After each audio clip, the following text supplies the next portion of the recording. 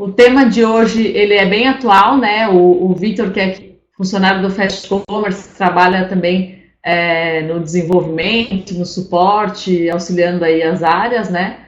E ele está super antenado a esse assunto, ele trabalha com tecnologia, está sempre participando de eventos externos também, dando palestra.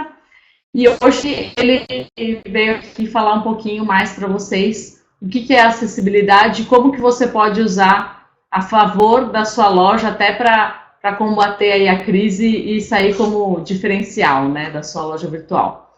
Então, vou passar para o Vitor. Boa palestra, pessoal. Vamos lá. Olá, pessoal. Boa tarde.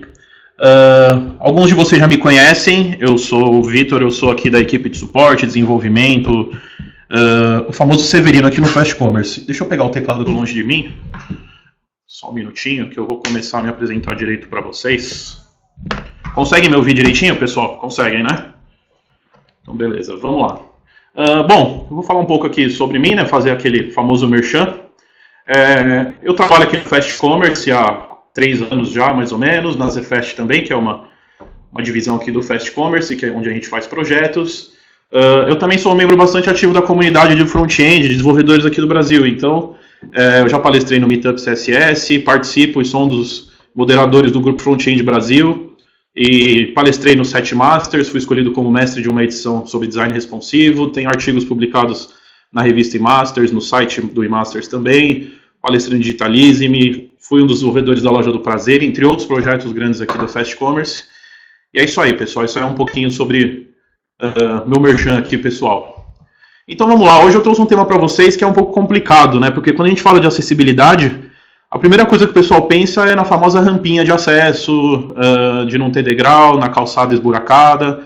Quem já ouviu falar um pouco sobre acessibilidade, liga a acessibilidade a algum tipo de engenharia civil, de projeto de construção civil, e esquece que em outras situações da vida a gente também precisa tornar um ambiente acessível.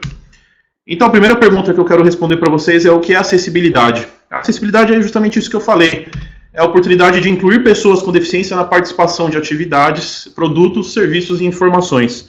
Então é a inclusão desde o deficiente visual até o deficiente físico, alguém que tenha também algum déficit de capacidade mental e algo do tipo, você incluir essas pessoas em tudo que uma pessoa que não tenha nenhuma dessas deficiências pode fazer. Então a ideia é que todos possam realizar as mesmas atividades e ter acesso aos mesmos produtos, serviços e informações. E aí a gente fala de acessibilidade na web, porque quando a gente fala da pessoa ter acesso às mesmas coisas, a web é hoje a principal delas. A internet é hoje um serviço essencial para todos. Então a acessibilidade na web é quando você planeja um website, projeta um website para que as pessoas com necessidade especial elas possam perceber, operar, compreender e interagir com esse site sem maiores problemas.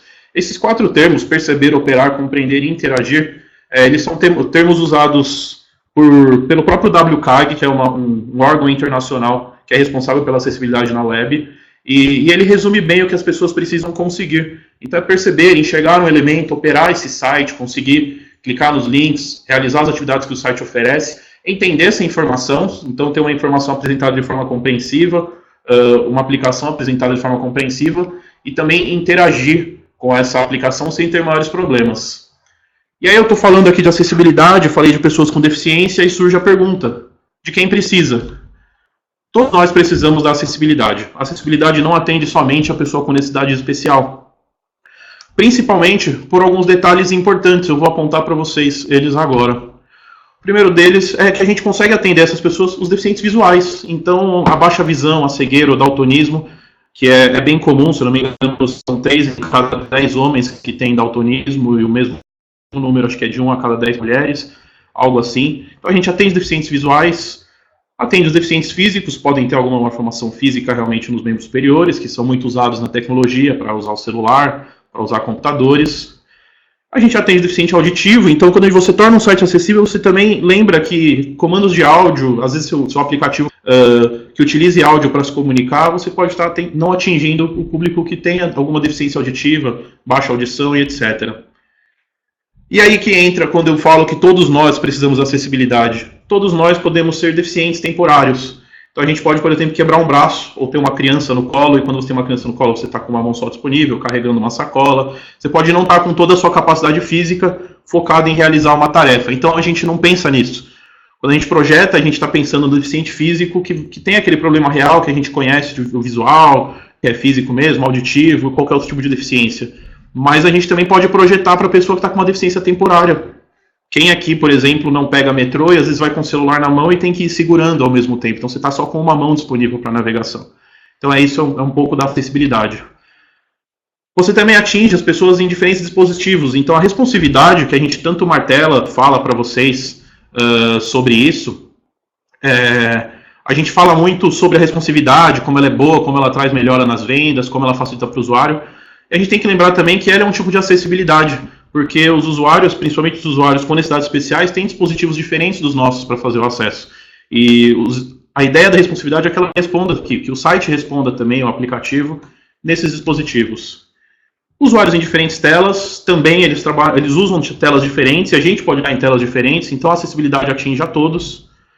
E usuários em conexões lentas, também é um tipo de problema de acessibilidade quando você tem um site pesado, porque você dificulta muito, tanto só para o leitor de tela, quanto também para o usuário que tem, por exemplo, déficit de atenção.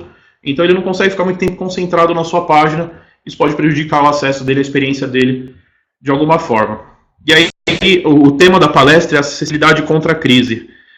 Como ela pode ajudar vocês a melhorarem um pouco as vendas, e também como entender qual o caminho a seguir. Então, o primeiro passo, acho que são os números, né? Quando a gente fala de deficientes físicos, de que público a gente está falando, deficientes visuais, etc.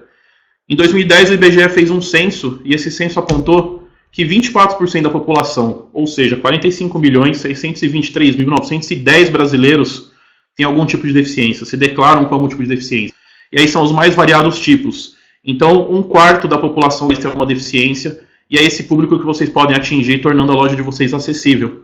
Muitas não são, eu tenho a experiência diária de navegar nas lojas de vocês através do suporte, do desenvolvimento, eu navego nas lojas de muitos de vocês, e às vezes até fico um pouco triste, porque eu vejo que mesmo lojas do público precisa, né, esse público com dificuldade de acesso precisa, por exemplo, cirúrgicas, a gente tem algumas aqui, e para falar a verdade, acho que todas elas não são sempre acessíveis. Então, mesmo a pessoa que mais precisa, nas lojas de produtos que ela pode estar precisando realmente por uma questão de saúde, ela não tem o acesso.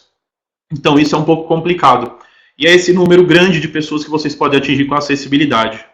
Outro ponto importante do porquê tornar o site de vocês acessível, além do número, além de atingir um novo público, é porque isso no Brasil é lei. Além da lei, acho que citaram ali a lei 13.146 de inclusão da pessoa com deficiência, essa lei tem 2 artigos que dizem que, a lei que a Lúcia citou, eu vou falar primeiro sobre ela, essa lei, se não me engano, ela tem 2 artigos que falam sobre acessibilidade na web, e ela deixa claro que sites do governo têm a obrigação de serem acessíveis. Porém, após a criação dessa lei, o Brasil assinou uma Convenção Internacional dos Direitos da Pessoa com Deficiência, que é o Decreto 6.949.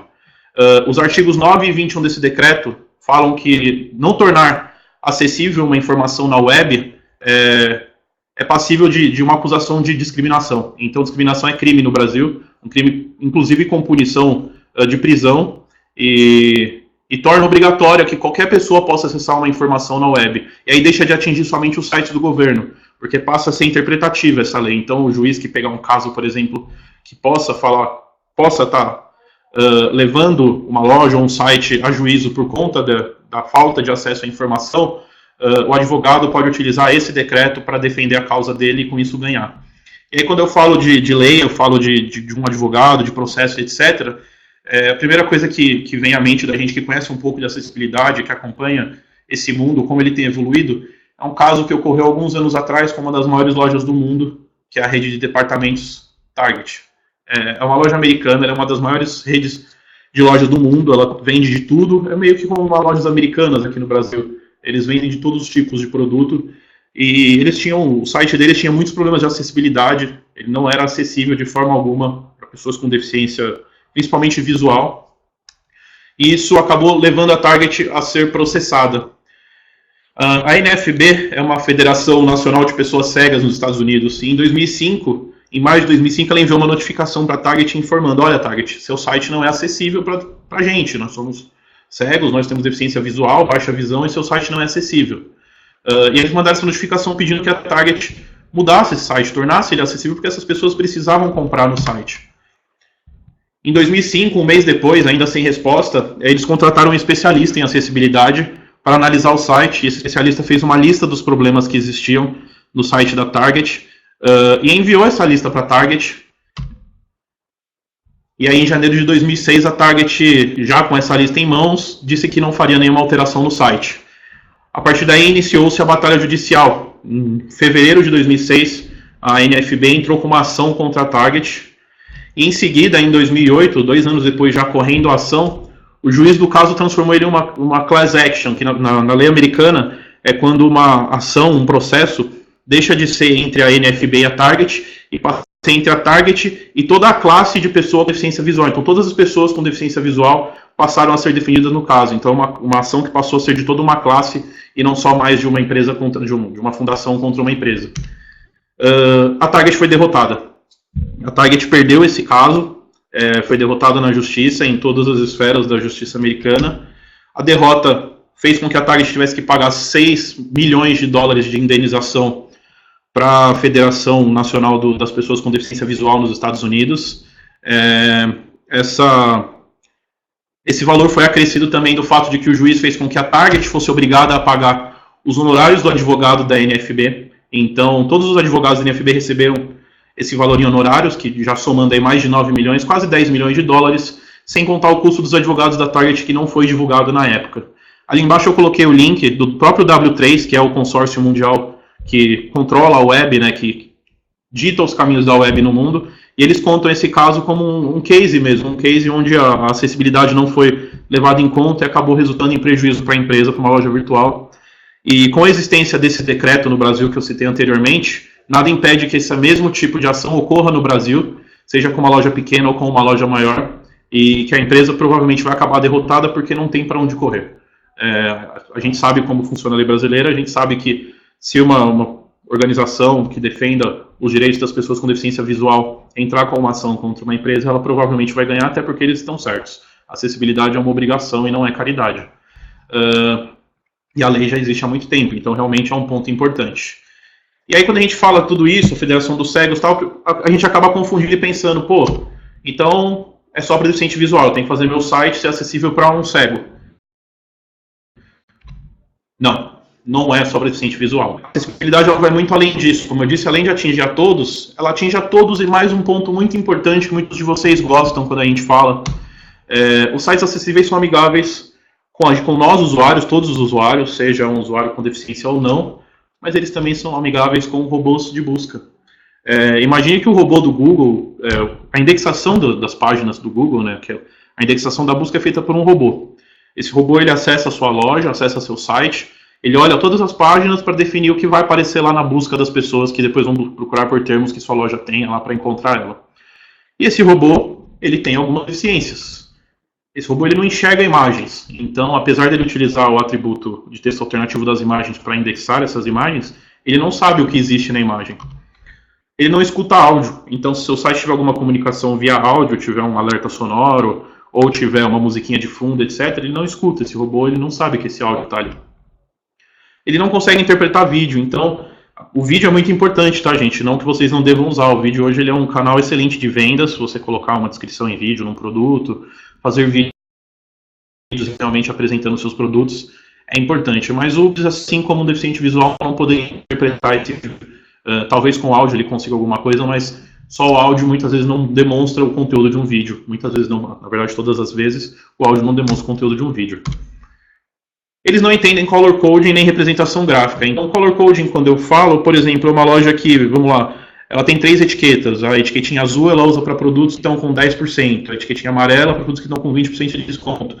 A etiquetinha vermelha para produtos que estão com 30% de desconto. Então, o Google, o robô do Google e da Microsoft, que hoje são os 2 principais buscadores do mundo, eles não entendem esse color coding. Eles não sabem que cada corzinha daquela representa um nível diferente de desconto. Esse código de cor que as lojas usam, vão sempre verde em tal lugar, ali sempre azul, não sei o quê.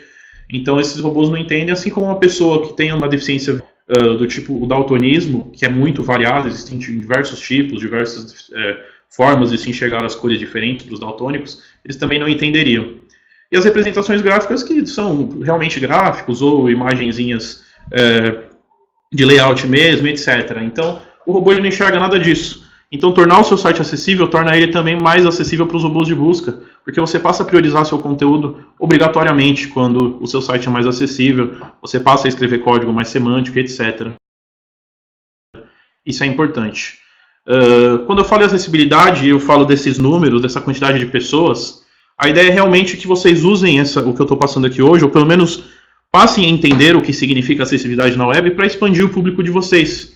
Então, hoje, por exemplo, se a gente deixar de falar dos deficientes físicos e passar a falar dos idosos, eles usam a internet diariamente e 45% deles fazem compras online.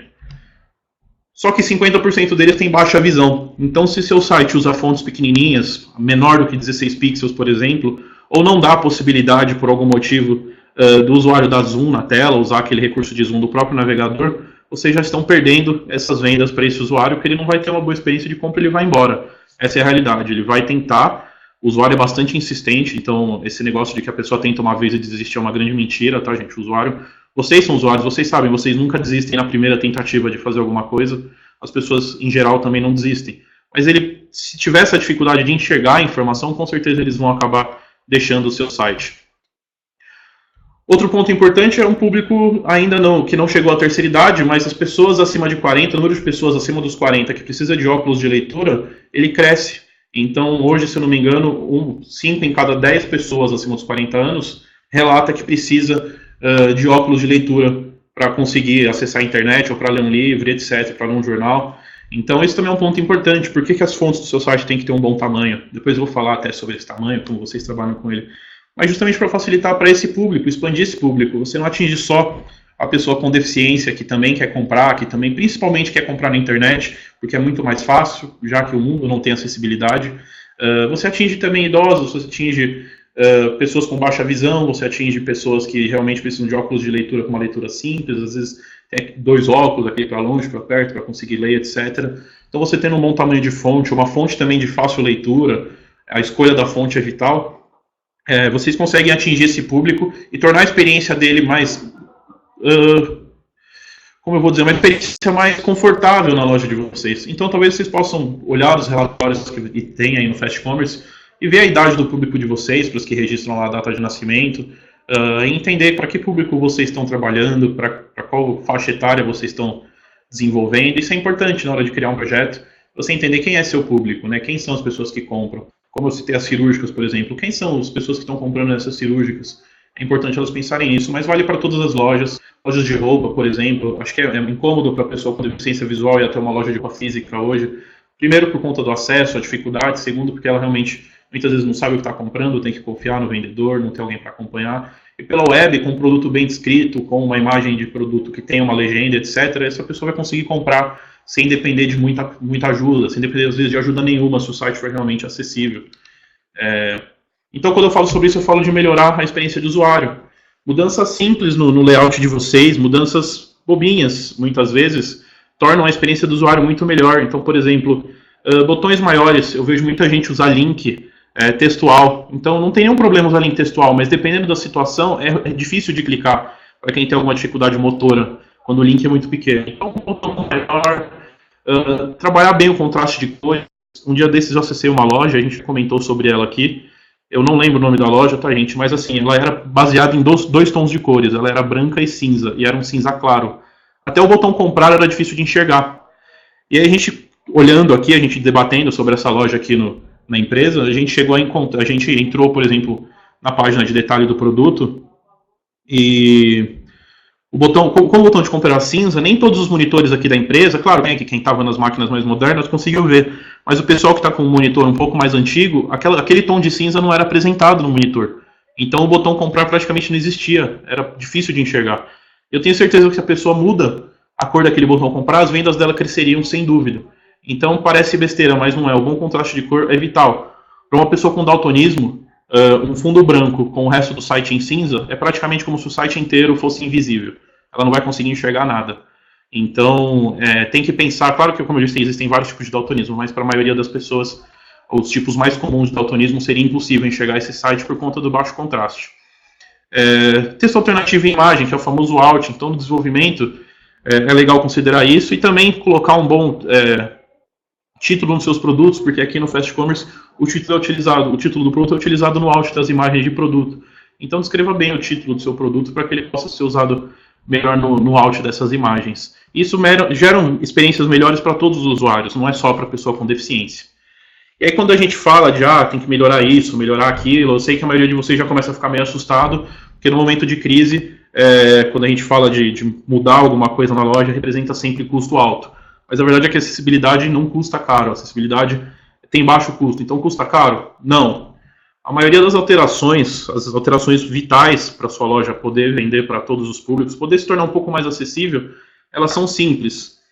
Se vocês estiverem contratando hoje uma agência, ou se vocês têm um funcionário, ou se vocês estão negociando para fazer, ou pensando em fazer um projeto futuro, melhorar a loja, mudar o design, se a acessibilidade for levada em conta durante o desenvolvimento, então se o programador estiver fazendo, o desenvolvedor, se ele levar isso em conta, o custo vai ser praticamente zero. Então o custo é zero para fazer com que o site funcione corretamente. E aí quando a gente fala custo zero, eu sei que muitos de vocês têm essa reação, né? Porque afinal de contas ninguém quer gastar dinheiro hoje em dia, está difícil, crise, política, etc. O custo é realmente quase zero. Então, envolve um pouquinho de tempo a mais, porque você escreve mais HTML. E aí que é uma parte legal, a acessibilidade quase toda é semântica no HTML. Então é você escrever o HTML direito. E aí não é algo difícil, porque é algo que um lojista que parou, você que é lojista, que você parou para estudar HTML uma horinha do seu dia e entendeu mais ou menos o conceito, você já consegue saber se o seu programador está fazendo certo ou errado. Então não existe muito segredo. As normas básicas do WCAG, que é esse consórcio que eu falei para vocês que é responsável pela internet em todo o mundo, é basicamente HTML com alguns atributos específicos que eu vou mostrar para vocês. O aprendizado é muito fácil, não tem nenhum segredo, é só HTML, não tem JavaScript, não tem que saber lógica de programação. HTML não é programação, tá, gente? Se alguém falar para vocês, eu sou programador HTML, é mentira, não existe, HTML é marcação. Eu vou mostrar para vocês um pouquinho sobre esses atributos e sobre o que é o HTML semântico. Bom, o primeiro passo é você sempre que tiver um formulário na sua loja, ver se esse formulário tem um label. O label seria uma etiqueta daquele formulário, o nome daquele campo. Então, muitas vezes você faz um formulário e ele não tem um nome, ele não tem algo que descreva o que é aquele campo. Ele pode ter um textinho de fundo, preencha com seu nome.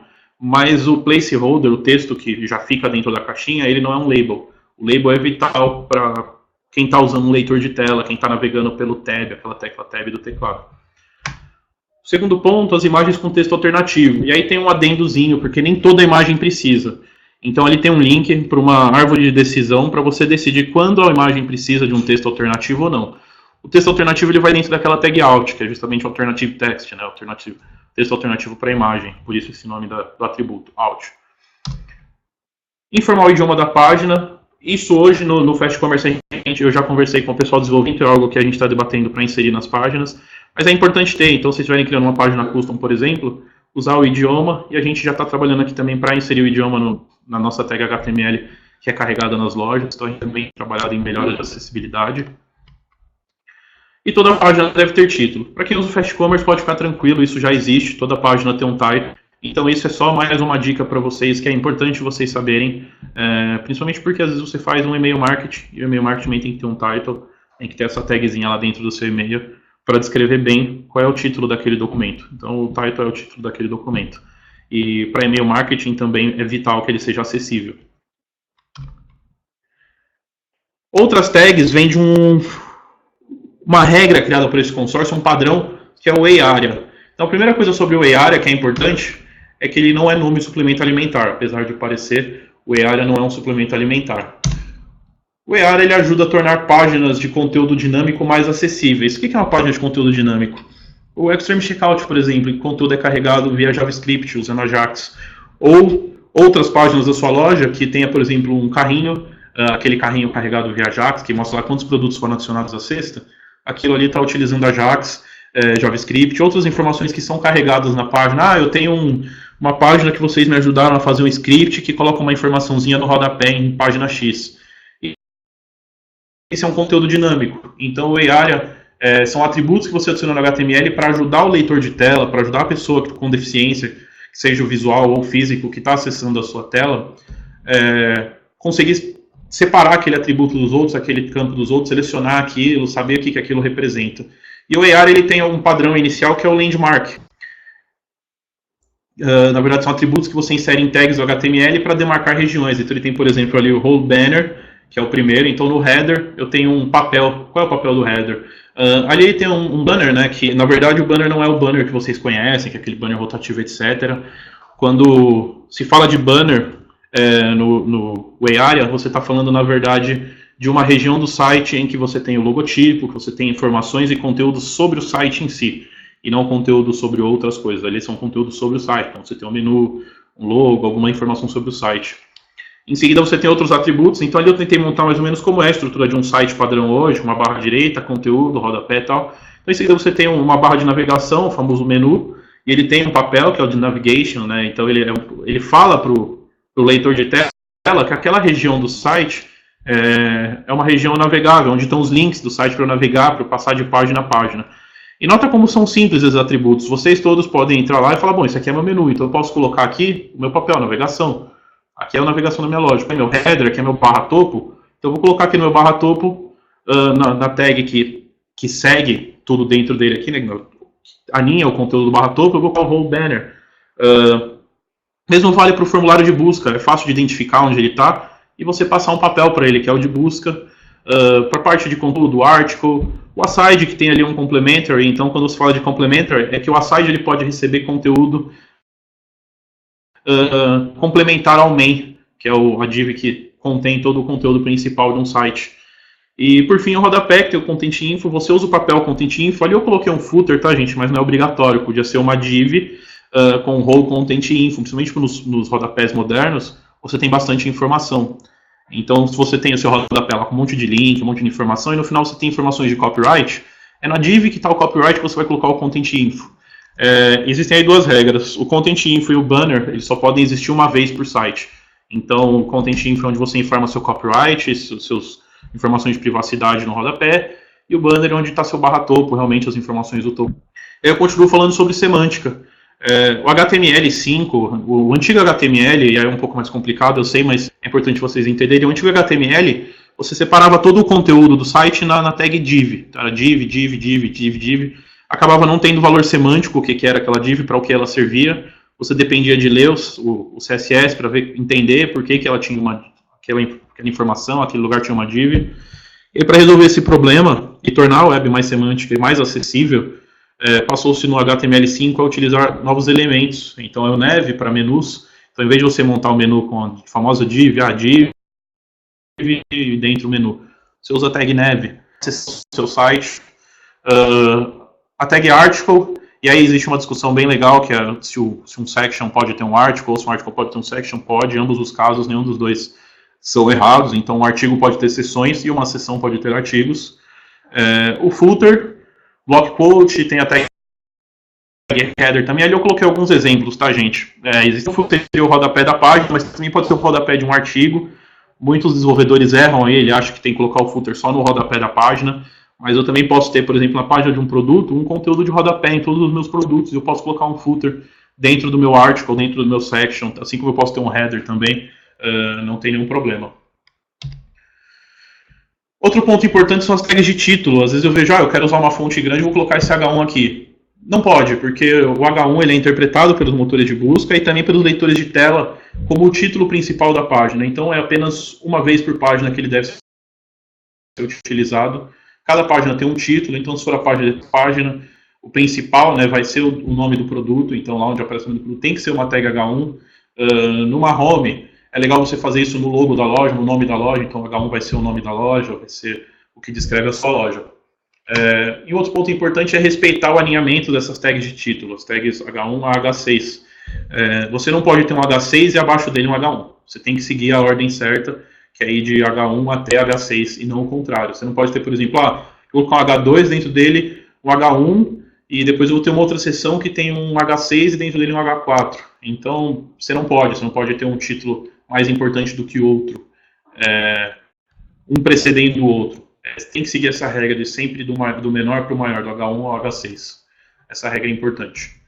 Ainda sobre semântica, eu tenho que falar um pouco sobre formulários, e eu já falei para vocês, eles sempre devem ter as labels, que são o nome do campo realmente, e essa label ela não pode ser uma spam, uma div, etc. Então, nunca use, se vocês estiverem aí mexendo com a loja de vocês, se vocês fazem formulários personalizados, ou se vocês estão fazendo um formulário no e-mail marketing, alguma coisa do tipo, alguma coisinha assim, nunca use um spam, uma tag de parágrafo, que é o P, ou uma div, para colocar o label. O label tem que ser realmente feito com a tag label, da mesma forma que eu estou mostrando aqui para vocês, que é basicamente isso. Isso aí forma aquele exemplo ali de cima, aquele input ali. Então, você tem um label, ele fala qual elemento ele é, acho que eu até errei, por favor, no HTML. O ID tinha que estar input também. Eu esqueci de apagar em cima. Mas é isso. E ali eu tenho um detalhe que é aquele atributo área, que eu falei para vocês do area, ele fala que aquele campo é obrigatório. Então, para um leitor de tela, imagine que uma pessoa que não enxerga, ela precisa saber que esse campo é obrigatório. Eu coloquei ali um asterisco, mas quem está usando leitor de tela está vendo aquele asterisco? Então, além dele, também o area required, que é com valor true, para ele avisar esse leitor de tela que aquele campo é obrigatório para a pessoa que está acessando. Outro ponto importante, existem alguns outros atributos, mas eu vou falar agora um detalhe importante, é a comunicação visual de um formulário. Então, por exemplo, eu tenho alguns exemplos de loja aqui que eu navego, que o formulário de qualquer tipo, então ele tem lá um campo obrigatório, e em vez de ele aparecer uma mensagem embaixo ou do lado desse campo falando que houve um erro no preenchimento, você preencheu o campo nome errado, você colocou menos caracteres do permitido, ele só coloca uma bordinha vermelha para avisar que houve um erro. Só que eu enxergo a bordinha vermelha porque eu não tenho daltonismo. Uma pessoa com daltonismo não enxerga essa borda. Então é importante que campos obrigatórios tenham uma comunicação visual, além dos atributos área, para pessoas que não enxergam, tem uma comunicação visual usando um caractere. Então, por exemplo, ali eu usei um asterisco ao lado do campo nome. Isso é interessante você trabalhar com o uso do asterisco, porque ele gera um padrão visual. E também colocar uma mensagem de erro que explique o que foi errado. Então, por exemplo, ali o campo nome é obrigatório, porque o campo está em branco. Então, se eu tivesse tentado submeter o formulário sem preencher, ele me daria que o campo nome é obrigatório. Mas se eu tivesse colocado só meu primeiro nome, ele podia validar que existem poucos caracteres, que aquilo não forma um nome, e barrar isso de alguma forma. Então, a mensagem teria que saber que eu errei dessa forma. E aí ele teria que mudar a mensagem para o campo nome está com caracteres a menos do que o permitido, ou o padrão não é esse, você tem que preencher dessa forma e dar um exemplo. É importante trabalhar com mensagens de erro. E ali seriam embaixo as áreas que são utilizadas no label. Eu não coloquei a tag inteira, a tag label, por questões de espaço mesmo ali, para ficar com o slide mais organizado, mas são os campos que você passa. Então, area required true, porque é um campo obrigatório. Se houve um comportamento dinâmico que é o invalid, que ele tentou submeter e o campo gerou um erro, aí ele passa o area invalid true, e o area label, que fala qual é o label desse erro. Então, ele também, além da mensagem de erro, tem o próprio label para informar o leitor de tela, porque o usuário que está com o leitor de tela, que está navegando sem conseguir enxergar, ele precisa que algo fale para ele o que ele errou. Então, da mesma forma, uma mensagem dinâmica que é gerada, o area label, ele fala para esse usuário que o campo nome ali é obrigatório para ele poder preencher. Alguns outros atributos desse area, né, eu vou passar para vocês agora, que são importantes, e tudo isso são atributos que você insere no seu HTML. Então, por exemplo, eu tenho um elemento aqui que eu não quero que um leitor de tela precise ver, porque ele não é importante nem para o usuário que está vendo, e também não é importante para quem não está vendo. Então você vai lá e na div dele, na tag principal dele, passa um atributinho a mais, que é o area hidden igual a true. Você tem o alertas de row também, ali um alert. Então se você tiver um alert, uma caixinha que abre quando as pessoas erram, um alert de JavaScript simples não, mas com alerts estilizados, você passa na div, que é esse alert, um row também, que é o alert. Quando você tem aqueles menus em acordeons, que são aqueles elementos que você clica, ele se expande, e você clica de novo, ele fecha, tal, e dentro ele tem um menu, tem alguma opção, uma imagem, alguma coisa, você tem também que ter um atributo area, que você passa, que é o area expanded, true or false. Então, se ele estiver aberto, é true, se estiver fechado, é false. E aí você também está informando para esse leitor de tela como a navegação pode ser feita ali. Eu sei que é um pouco técnico tudo isso, mas são atributos simples, e o HTML ele assusta, eu sei que ele assusta, mas é a coisa mais simples do mundo. O HTML não invalida a loja de vocês, então se vocês tentarem colocar um area lá e ele não funcionar, não vai parar outra coisa de funcionar se você mexeu só no seu HTML. Então eu incentivo todo mundo, todos os lojistas eu incentivo a aprender HTML, a tentar estudar HTML, porque você não vai levar muito tempo, muitas vezes você aprende com um tutorial simples e passa a entender melhor o que é. consegue resolver problemas simples na sua loja sem depender de outras pessoas. Tem mais um atributo area ali, que é o area invalid, quando existe no preenchimento de um formulário um erro de gramática, de ortografia, ou mesmo um erro de validação, que eu já mostrei para vocês no exemplo anterior. Aqui são mais alguns para itens que tem, menus que tem itens escondidos. Então, quando você clica num link, ele abre, por exemplo, um elemento a mais. Acho que na loja do Prazer tem um exemplo no topo. Quando você passa o mouse no menu, ele abre um quadradinho explicando o que é aquele menu. Então, você passa naquele quadradinho que aquele elemento ele é um area has pop, também true. Para você indicar que um item faz parte de um menu, então eu montei meu menu e dentro dele eu tenho vários itenzinhos, vários links. Cada link recebe esse row menu item. Então você já consegue falar para esse leitor de tela que isso aqui faz parte daquele menu que eu te informei. Tem o area described by também, ele fala qual elemento descreve aquele. Esse é um pouco mais complexo de se usar, porque é quando você tem um elemento que não consegue se autodescrever, mas um outro elemento o descreve. Complexo. Então, mas eu coloquei só para que vocês tomem conhecimento que ele existe. Existe um area usado em modais, então na ajuda que a gente tem lá, 13429, que ensina a colocar aquele pop-up para a pessoa que entra na loja deixar o e-mail lá para cadastrar na newsletter. Então aquele pop-up pode receber um row dialog. Então você fala que aquilo ali é uma janela que vai ser aberta, um modal que não está aberto, vai ser aberto em algum momento num clique. E aí você informa para esse leitor de tela como ele funciona. Eu sei que esse trecho da palestra assusta muita gente, eu tentei evitar ao máximo falar de forma mais técnica, mas esses atributos são simples, como eu falei. Eu imagino a cara de alguns de vocês assim, porque é isso que a gente sente na voz de vocês quando a gente fala sobre HTML no suporte. É bem engraçado, a gente comenta, porque as pessoas têm medo do HTML, e o HTML é a coisa mais simples que existe. Por conta até dos sinais, menor, maior, as pessoas acabam achando que aquilo é um bicho de 7 cabeças, mas não é. HTML é marcação. Abre e fecha, às vezes só abre, não precisa nem fechar. E abrir uma tag e fecha lá no final, não tem muito segredo. É questão de parar realmente um tempinho para entender como ele funciona. E aí agora que eu já passei toda essa parte técnica e vocês estão aí super assustados, eu vou dar algumas dicas. Entre elas vão ter conteúdos mais técnicos e outros mais simples, então acho que é legal vocês darem uma observada em todas elas. Vamos às dicas. A primeira delas é sobre tamanho de fonte, que eu falei no início. As fontes do seu site devem ter no mínimo 16 pixels. Esse é o tamanho padrão de todos os navegadores. Então, se você pegar agora um arquivo HTML sem CSS, sem nada, e abrir no seu navegador, ele vai abrir com a fonte a 16 pixels, que é o tamanho padrão em todos os navegadores do mercado. O line-ref, ele já não é esse tamanho em todos os navegadores, ele segue o tamanho da fonte. Mas a recomendação do WCAG, do W3C, é que seja utilizado um mínimo de 19 pixels entre uma linha e outra. Isso facilita a leitura para quem tem dificuldades de concentração e também baixa visão, problemas do tipo, né? Outro ponto importante, quando você clica num campo, por exemplo, de busca, ele fica com aquela borda azulzinha em volta em todos os navegadores, as pessoas acham aquilo horrível, mas aquilo é fundamental para navegação por teclado. Então, outline, muitas vezes o cara fala, eu não gosto dessa bordinha, como é que eu tiro? Você coloca aqui, outline igual none. Então você não usa outline igual a 0. Então você está dizendo que você não usa o outline, e quando você faz isso, você acaba com todas as chances de uma pessoa com deficiência navegar na sua loja. O outline ele é o atributo que faz com que a navegação pelo teclado funcione. Se você remove, a pessoa não consegue mais navegar na tecla Tab. Então, se vocês tentarem agora navegar na loja de vocês, eu até faço esse desafio, né, depois que terminar a palestra, vocês entrem na loja de vocês e tentem fazer um pedido usando só a tecla Tab. Tentem navegar e entender melhor como funciona a loja de vocês para uma pessoa que não tem o recurso do mouse, porque para uma pessoa com deficiência visual é impossível navegar pelo mouse. Então, eles utilizam o Tab e vão utilizando ele para navegar. Então, entra na sua loja depois que terminar aqui, tenta fazer uma compra pelo Tab.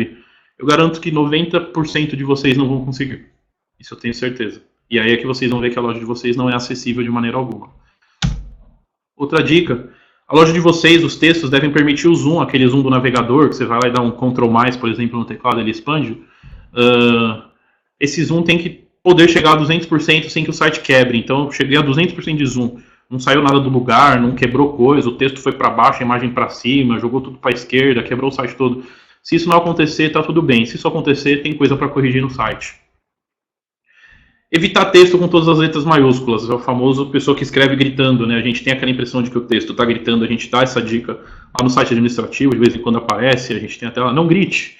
Quando você usa só maiúsculas e tal, você tem um texto difícil de ler para quem tem baixa capacidade de atenção ou baixa visão, porque não existe diferenciação suficiente entre as letras, e um texto cansativo.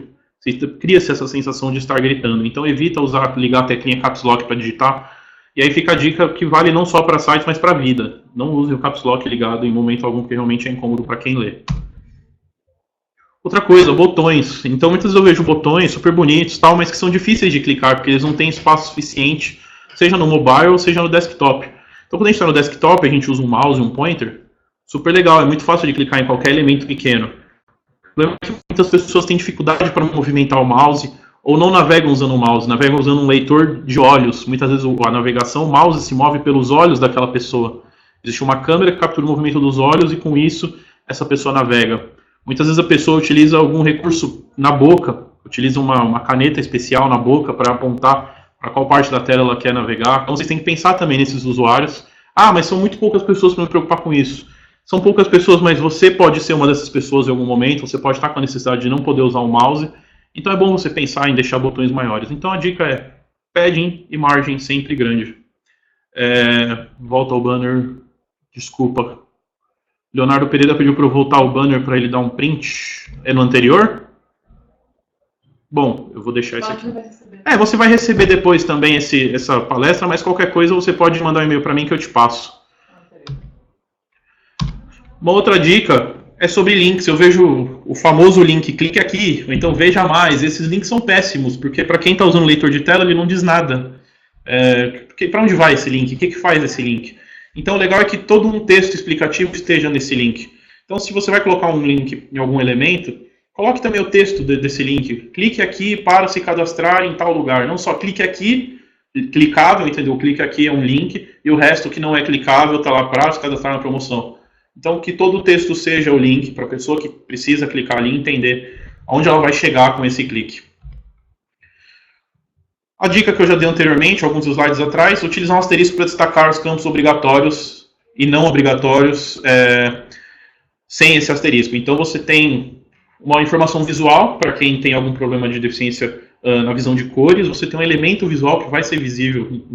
Claro, se você tiver um bom contraste, mas vai ser visível, além só de um código visual ali de cor, color coding, que eu citei no começo, que é colocar um campinho vermelho em volta e tal.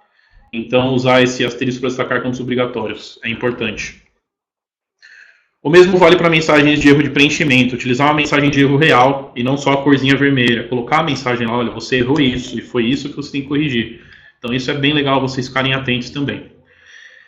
Um outro recurso, que na verdade agora é um recurso do Fast Commerce, é um recurso que eu falo que é do Fast Commerce porque eu não vejo em nenhum e-commerce fora do Fast Commerce, é o que a gente lançou bem recentemente, que é o recurso de filtros.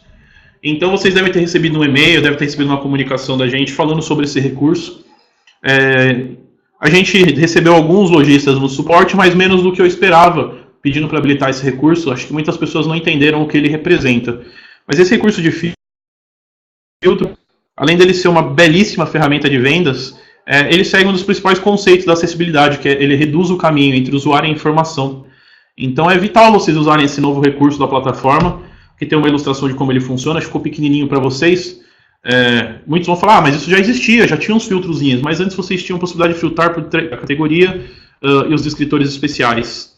Com esse novo recurso de filtro, vocês têm milhares de possibilidades. Vocês podem cadastrar 10 mil filtros diferentes lá e trabalhar em eles de milhões de maneiras. Então hoje eu falo com certeza que esse é um recurso que faz vender e que é um recurso muito acessível, porque para quem tem dificuldade de navegação, ficar procurando, buscando, digitando, cadê? A loja às vezes tem 1000 produtos, é muito difícil de achar o que quer. Com os filtros em 3, 4 cliques você consegue reduzir uma busca por muitos produtos para apenas os que eu quero ver. Então quando você usa corretamente esse recurso, você cadastra filtros interessantes para sua loja, para o seu usuário, o que ele vai encontrar é um caminho mais curto entre encontrar o que ele quer, o que ele tem interesse, o que ele precisa, e não encontrar, ou ficar no meio um mar de produtos, ou digitar uma busca, e correr o risco da busca não retornar nada porque foi digitado algo errado. Então esse também é um ponto importante. Outro ponto é que é um recurso muito mal utilizado no Brasil, e na verdade em todo o mundo. 99% dos e-commerces no Brasil não tem uma boa filtragem. Eu fiz um primeiro desafio, que é vocês tentarem comprar na loja usando só o teclado, ignorem o mouse, então só pelo tab e tecla Enter para acessar os links. O segundo desafio é tenta acessar um site do Americanas, de uma loja Americanas, Submarino, ou do Walmart, ou da Saraiva, e tenta filtrar conteúdo lá. Um tempo atrás eu precisei comprar uma TV, eu me morar sozinho, saí da casa da minha mãe, aquela festa, né?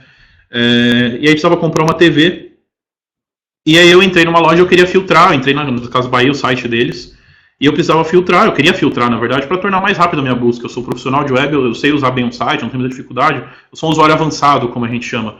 E aí eu queria lá clicar rápido, achar meu produto, comprar e sair. E aí eu percebi que eles não tinham filtros. Quando eu entrava lá, eu tinha 2 filtros, marca e tamanho. Isso não me interessava, eu queria mais coisas, eu queria ir além daquilo. Eu queria filtrar, por exemplo, se ela era Full HD ou não. Eu queria filtrar se ela era 110 ou não. Eu queria filtrar se ela era uma Smart TV ou não. Então tudo isso poderia ter reduzido a minha busca a 3 itens. Eu fui obrigado a procurar entre 10 páginas de itens a TV que eu queria. Isso não é um exemplo exagerado. Entrem lá e tentem fazer a mesma coisa que eu. Procuro uma TV, cria uma regrinha. Eu quero uma TV Smart com X tamanho que tenha tal recurso. Tenta procurar isso lá. Então trabalhem corretamente o recurso de filtros e vocês vão conseguir com certeza melhorar a venda de vocês. Eu falo isso com muita segurança. Eu não tenho medo do que eu estou falando. Não tenho medo de depois vocês ligarem e falarem, não deu certo. Trabalhem corretamente esse recurso, pensem bem nos filtros, como filtrar meu produto, o que eu vendo? Eu vendo roupa, tá? Então eu vou filtrar por tipo de tecido, vou filtrar por tipo de corpo, isso é muito legal. Você fala, a pessoa que tem ombro mais largo, cintura mais estreita, ou então ao contrário, a pessoa tem a cintura mais larga, quadril mais largo, pessoas com a perna maior. Observem bem o produto que vocês vendem e criem filtros para tornar a experiência da pessoa melhor. Os filtros agora eles receberam também a possibilidade de você trabalhar com cores e texturas. Então, foi assim, é um recurso hoje principal, eu acho, que o Fast Commerce oferece para as lojas, é recente, então comecem a usar. O mercado não tem gente filtrando corretamente, e eu li um artigo de um site internacional de desenvolvedores, Smashing Magazine, que falava sobre o status atual de filtragem no e-commerce no mundo, e em todo o mundo as pessoas estão filtrando mal, e lá eles falam da importância disso para a usabilidade, para a acessibilidade e para a experiência do seu usuário final. Como configurar isso? Vocês têm 3 caminhos, na verdade 4. O primeiro é uma ajuda. A gente criou uma ajuda que mostra passo a passo como configurar. Ela foi pro ar hoje. Peguei no pé dos caras para colocarem essa ajuda no ar, porque ainda não existia. É a 15019, então é só seguir esse link aí. O segundo, não consegui através da ajuda. Manda e-mail pro suporte, ou liga pra gente, ou fala com a gente pelo WhatsApp. Agora a gente tem esse canal de atendimento também, é recente. A gente está atendendo pelo WhatsApp no suporte também há 2 semanas, 1 semana e meia. Vocês estão conseguindo me ouvir?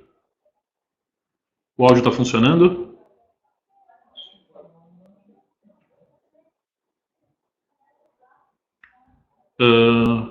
Acho que a Patrícia não sabe se vocês estão me ouvindo.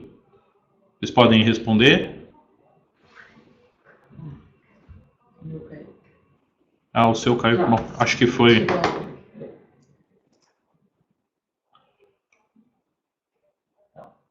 Perfeito.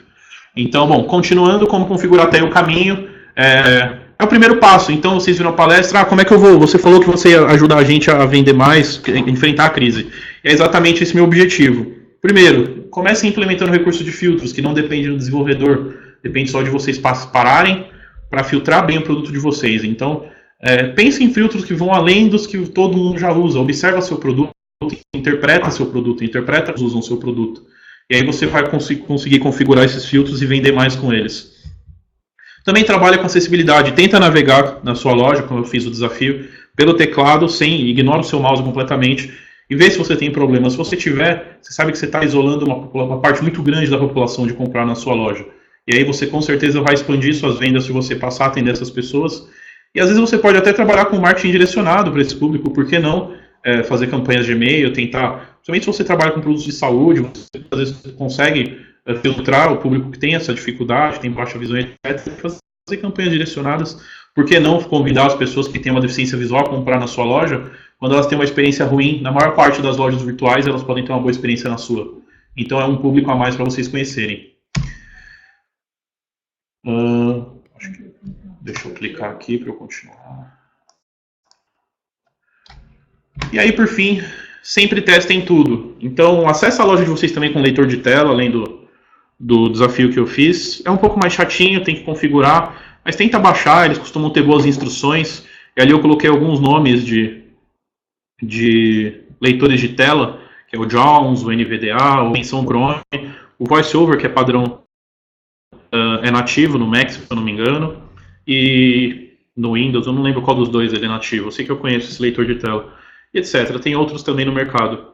Também observar pessoas navegando na loja de vocês. Se vocês conhecem, se tem um parente que tem uma dificuldade física, tem uma dificuldade visual, que é daltônico, que é muito comum, então pede para as pessoas acessar a sua loja, não custa nada, às vezes você convida essa pessoa, um amigo, um café, e fala, pô, você não pode me fazer um favor? Navega aqui na loja, deixa eu dar uma olhada em você usando, não ajuda em nada, sabe, deixa a pessoa acessar ela mesmo, sem nenhuma dica sua, se ela nunca acessou. Todo mundo tem alguém na família com esse número de deficientes físicos, 25% da população praticamente, todos nós temos na família um caso de alguém que pode realmente ajudar a gente, fala, olha, eu quero tornar minha loja mais acessível para vocês terem essa dificuldade física, e você poderia me ajudar com isso. Se você realmente quiser investir, tiver com o clima de investir agora, vocês podem também convidar deficientes visuais para fazer esse teste com vocês, são um público que vocês podem divulgar isso de alguma forma e convidar essas pessoas para sentar e usar a loja de vocês, conversar, falar, olha, a gente tem um projeto de tornar nossa loja acessível. Então participa, testem a loja de vocês, é importante.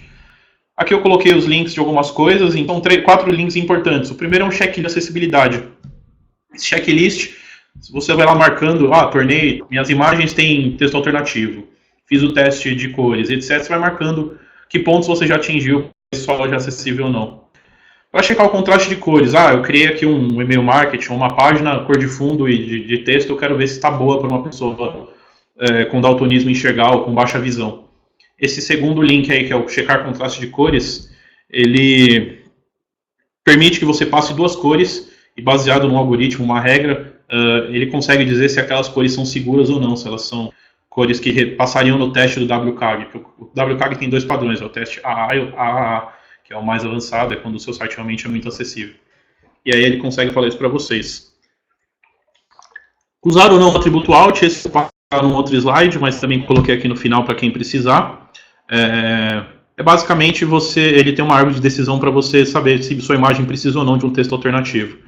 E um tutorial do WCAG EMAG. O EMAG é um padrão brasileiro, tá? Criado pelo governo federal, baseado no WCAG, e o governo federal criou uma página tutorial com um conteúdo lá que explica o que é, como deve ser a acessibilidade, como deve ser feitas. As fontes dos casos que eu citei, o CENSE-IBGE, a lei da acessibilidade, existem outras leis, tá? Então é importante vocês visitarem esse link, eu citei a principal, que é o decreto, que pode ser usado para realmente num processo, um problema maior que a loja venha a ter, de alguém realmente levar o caso à justiça. Esse decreto vai ser utilizado com certeza pelo advogado e vai, com esse decreto, ganhar o caso em cima da loja, isso eu tenho quase certeza. E é isso, pessoal. Muito obrigado. Essa imagem maravilhosa, era um GIF super divertido, mas infelizmente o programinha que a gente usa aqui, o Click Webinar, se não me engano, o Click Meeting, né, Paty? Ele não consegue interpretar GIFs, eu tive que refazer a palestra minutos antes da gente começar, porque estava cheio de GIFs, cheio de piadinhas. Mas é isso, pessoal, muito obrigado. Se tiverem dúvidas, tá aí meu Twitter na tela, também estou aqui no suporte, tem meu e-mail, quem precisar pode falar comigo também pelo suporte, no Twitter, no Facebook, onde vocês quiserem me procurar, eu estou à disposição. Muito obrigado, tchau, tchau, boa tarde. Pessoal, então agora quem quiser enviar as dúvidas aí, podem mandar no chat. Eu vou só mudar a tela para a gente conseguir visualizar melhor aqui. Já vou colocar a primeira dúvida, mas podem começar a digitar aí no chat.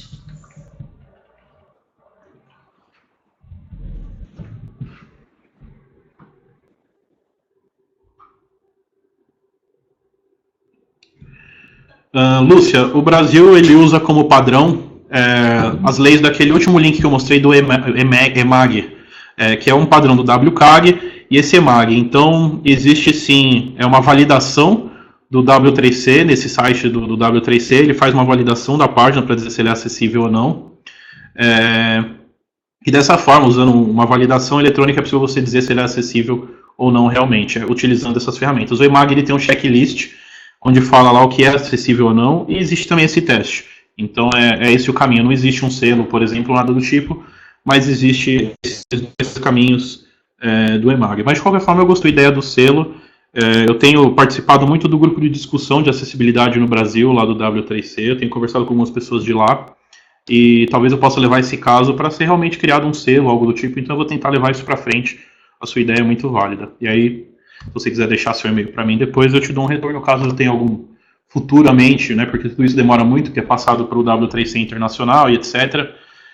Mas a gente pode ter algum selo, algo do tipo. Mas por enquanto é só a validação padrão mesmo, Lúcio.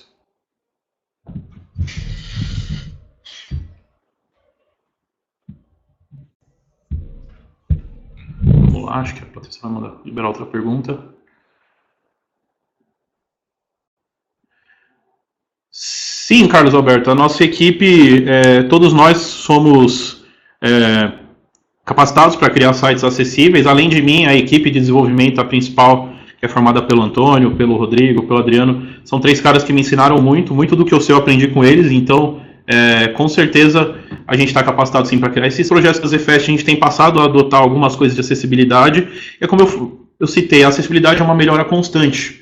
Então, realmente não é uma coisa que vocês vão fazer da noite para o dia, como a gente não tem feito. É um assunto que eu venho trazendo aqui para a empresa, por isso que o pessoal, até no assunto a gente passa eu como evangelista de tecnologia, porque sou eu que realmente busco essas tecnologias fora, entendo qual a necessidade dos desenvolvedores, entendo o que os desenvolvedores estão discutindo e trago para cá. Então eu trouxe agora acessibilidade para a gente. Em breve a gente vai ter grandes melhoras nesse sentido. Eu já comecei a conversar com o nosso diretor, já tenho conversado com o pessoal do desenvolvimento. O desenvolvimento tem o Antônio, o Rodrigo, o Adriano, como citei, que são 3 caras que já estavam aqui antes de mim e que me ensinaram boa parte do que eu sei. Então é vital. A Patrícia está digitando meu e-mail para você. Lúcia, acho que tem mais perguntas, Patrícia? Acho que... Pessoal, mais alguma dúvida? Mais alguma dúvida? Pode mandar, pessoal. Nada, Carlos.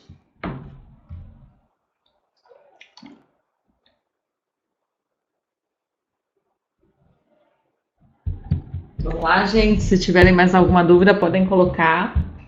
O Vitor tá com essa cara de bravo na foto, mas pode mandar a dúvida que ele responde, tá? Tem uma aqui.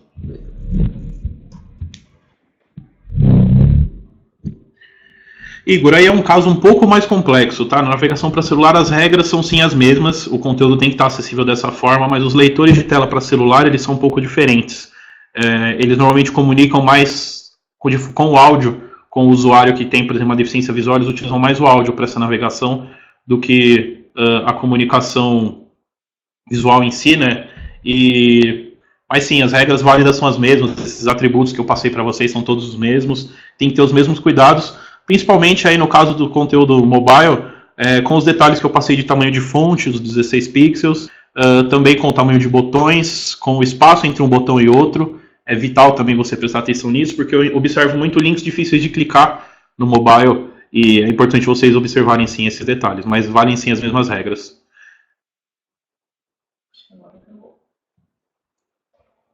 Bom, acho que não tem mais nenhuma pergunta. Então é isso, pessoal. Muito obrigado. Eu vou devolver o microfone aqui para a Patrícia. E aí, até a próxima, pessoal. Peraí, tem mais uma aqui. Peraí. Ah, tem mais uma? Opa, acho que chegou mais uma. Na trave essa, hein? No site, no momento, não é responsivo, mas eu gostaria de adicionar um novo layout para ele. É possível adicionar fora? Bom, vamos lá. Existem 2 caminhos. Hoje a gente tem 2 modelos que são totalmente responsivos. O modelo 1, ele é realmente um site com responsividade do desktop até o mobile. E o modelo 2, a gente primou mais pela performance. Então, ele é um site muito rápido e aí ele é responsivo para uma parte dos dispositivos. E ele tem uma versão mobile também responsiva, à parte. Ele trabalhar de forma diferente com os dois, o que também é sensacional. A gente disponibilizou 2 maneiras de trabalhar.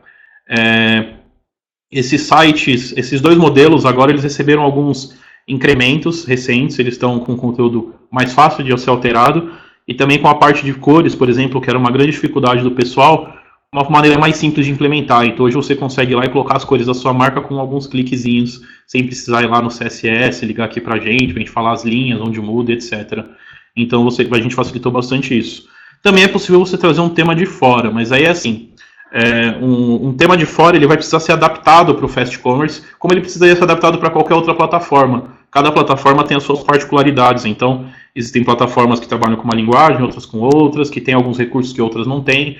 Então um elemento de fora pode sim precisar ser adaptado, pode não, ele vai precisar ser adaptado. E aí, claro, você acaba gastando menos. Eu já vi casos aqui de clientes que compraram templates, entraram num site, aí, um Themezone da vida, Themeforest, compraram um template que era um template padrão de WordPress, por exemplo, de blog, e adaptaram esse template para o Fast Commerce, pediram para um programador adaptar, ele foi lá e removeu as funções do WordPress, colocou as funções do Fast Commerce, e o tema ficou no ar e funciona muito bem. Acho que não tem mais nenhuma pergunta, né? Então agora, novamente, tchau, tchau, pessoal, muito obrigado. Bom, pessoal, então, conforme eu tinha comentado com vocês, na semana que vem, então, vocês já recebem o conteúdo dessa palestra, tanto o PDF da apresentação, quanto o vídeo. A gente vai disponibilizar para vocês no e-mail que vocês acessaram a palestra e também no nosso blog. O Vitor até comentou aí de algumas mudanças que a gente fez no Fast Commerce, então, modelo 2 responsive e tudo mais. E em breve, para clientes Fast Commerce, a gente também vai fazer um webinar contando aí todas as novidades para vocês já começarem a habilitar na loja de vocês e deixar cada vez mais otimizada para os clientes. Então é isso, pessoal. Uma boa tarde a todos e boa semana.